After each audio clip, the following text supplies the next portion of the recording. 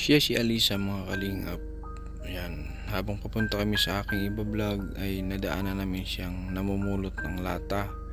Kaya dali-dali akong bumaba sa sasakyan at tiningnan at tanungin kung ano yung kanyang ginagawa, kung ano ang gagawin niya dito sa mga lata na ito. Tara mga kalingap, ating tunghayan at tanungin para malaman natin ang buong kwento.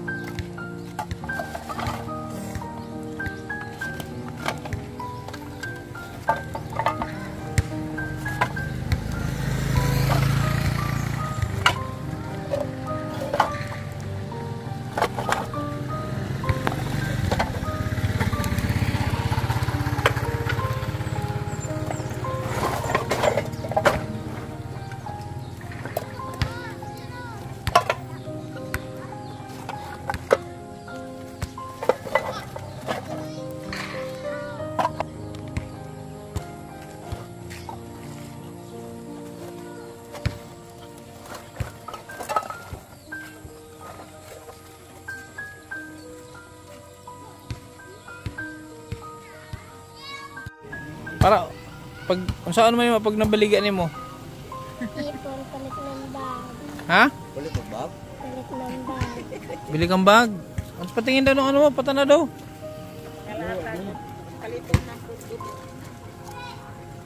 So ito mga lata. Saan mo kinuha to?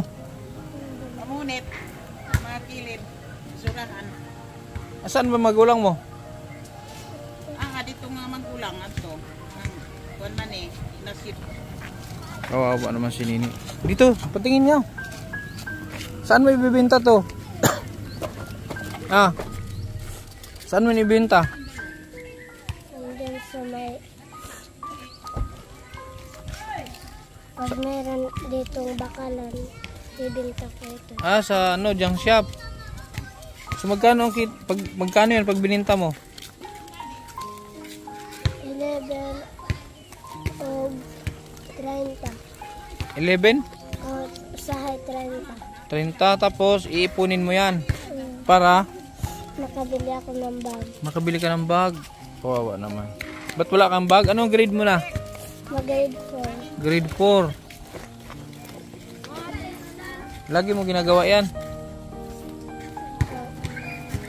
Bakit di ka kayang bilhan ng bag ng papa mo? Minsan, pero nagkupras pa sila papa. Ha? Nagkupras pa sila papa. Nagkupra pa sila. Kaya gumagawa ka ng paraan.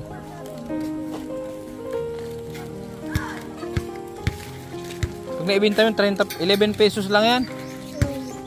Yung nagbenta ako, may 11 pesos ako. Saka 30. Nasaan na yung 11 pesos? Inipon mo. Andun kay mama. So anong gusto mong bag? Anong gusto mong bag? Kahit ano. Ha? Kahit ano. Kahit ano, basta may mapaglagyan ka ng gamit. Uniform, meron ka ng uniform. Ha? Meron.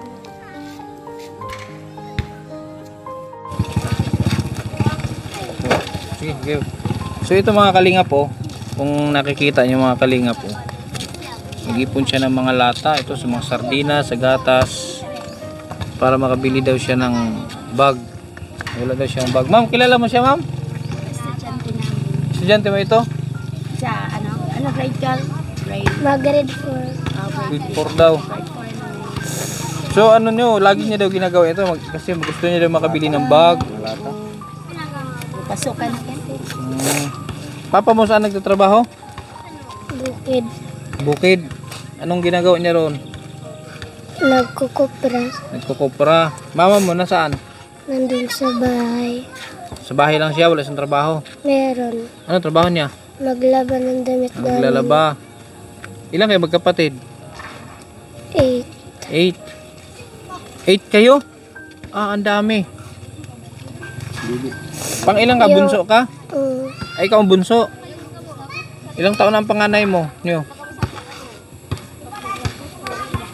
24. 24 na. May asawa na. Wala pa. Wala pa. So, grabe oh. Grabe yung ano niya. Tapos basa ka pa. Bakit nabasa ka? Di ka sumilong. Kasi kailangan ko to. Ha? Kasi kailangan ko to, makabili na ako ng bag. Kailangan mo yan. Kaya nagsumikap ka. Kawawa naman sini. Anong pangalan mo?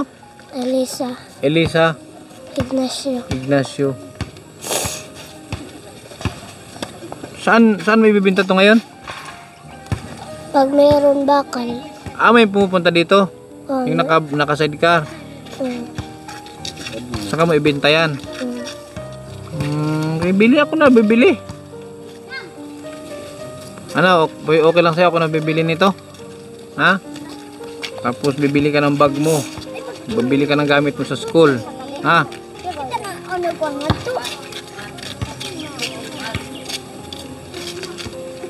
Tingnan natin to. Natin to kung ilang lata to. Tingnan mo tong mga naipon niya. Kalingap oh. Oh. Nag-iipon siya ng mga lata. Para, ano, lata ng sardinas ito oh. Kay sardinas. Yan mga, yan. Sa mga corn beef. Para lang makabili ng bag. Nagsusumikap siyang mamulot ng basura. Ilang taon ka na? Mag-9. Mag-9. Tingnan mo mga basang-basa siya. Para lang ano, mamulot nito. Dahil gusto niya makabili ng bag.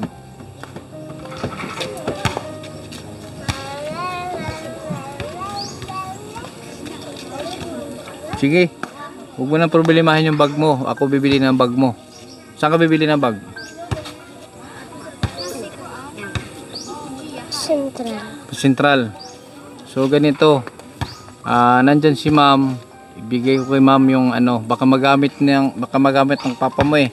Ibigay ko kay ma'am Maribik yung perang pambili mo ng bag, ha? Tapos pag bibili ka na o kaya makisuyo ka kay ma'am Maribik.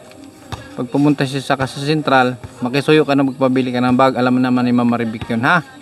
Okay? Tara. Diyan na yan, hayaan mo na yan diyan. May balikan mo na lang yan. Dali ka rito. Doon nga bata ni. Pugihan. Anong uban ko biya ba po do? Huwag kami ingay, diyan lang kayo, huwag kami ingay ha. Ano pangalan mo ulit? Elisa. Alisa, kasi gusto niya makabili daw ng bag. Wala daw siyang pambili ng bag kaya nagsumikap. Bibigyan ko siya ng pambili ng bag. Sabi ko sa kanya, ibigay ko sa iyo. Kung sakaling mapunta ka ng Central, makisuyo lang kung bilhan mo siya ng bag. Kasi pag binigay ko sa kanya baka mawala. Ano? Ano, Elisa? Ha, ibigay ko kay ma'am. Magkano ang bag ngayon? Magkano ang bag? Hindi ko po alam. Hindi mo alam. Hindi niya alam kung magkano ang bag. Siguro may bag ngayon na tag 350. Ha? May bag na tag 350. Ngayon, bibigyan kita ng pambili ng bag pati gamit mo sa school. Mga notebook, papel, ballpen. Ha? Bigyan ko kay ma'am ha? Kaluway po din patapot. Bugihan eh. Kasing laki lang kayo oh. Ako ni apo. Ha? Bigyan ko kay ma'am ha. 1, 2. Yan, 1.5 para pambili mo ng bag ha. Ano? Thank you. Ayun oh, lapit ka dito kay ma'am. Yan yung pera mo ha. Thank you. Makisuyo ka kay ma'am na ma'am, ibili mo na ako ng bag. Alam mo na ni ma'am kung anong bibilhin niya. Tapos the rest, bibilang ka ng mga gamit, notebook, ha? Okay? Hindi ka na mag ano? Hindi ka na mangulikta ng lata. Din. Okay, sa ngayon lang. Pero kung gagawin mo pa naman yan sa susunod, in the future, okay lang yan, di naman masama. Ha? Basa siya oh. Pag-ilis na. Anong oras ka na ba anong oras ka nag-umpisa? What time ka next nagkuha og lata sa oras? Anong oras? Alas 2. Alas 2. Ano oras? Hindi pa maaga. Alas 2 pa lang. Umaga. Morning? Mga basket. Alas 12. Alas 12. So 2 oras yun yung naipon niya. So gawin ko ng 2,000 para ano ha? Para meron ka ng bag, meron ka ng gamit sa school.